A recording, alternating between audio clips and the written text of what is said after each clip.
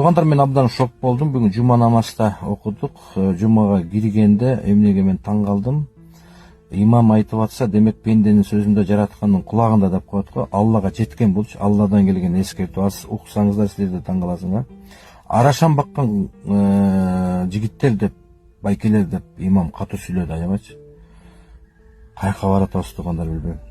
Эртең фестиваль деген күнү таразага тартышат экен, анын мен терминдерин билбейт экенм. Ошол конкурста акчалай сыйлыктар болот экен. Малдын кулагы боюнча вес, рост деп таразага тартылып, өздөрүнүн ушундай традициялары бар экен. Ошондо дейт да, оозуна бир кокуч тузду сала берет экен кээ бир кыйындарчы. Мал да байкуш, мал айта албайт, суусадым деп айта албайт. Таң атканча кыйналат экен. Эртең менен таразага тартам деген күнү ага астына суу койгондо чакалап ичет экен. 9 литрден 10 литрге чейин бир чака сууду жөн ичип коет дейт. Ошону ичирип туруп, аркасынан дейт, көчүгүнөн шланга менен суу куят экен. Имам айтып атат, эсиңерге келбейлүү туугандар деди да. Мен ого аябай таң калдым.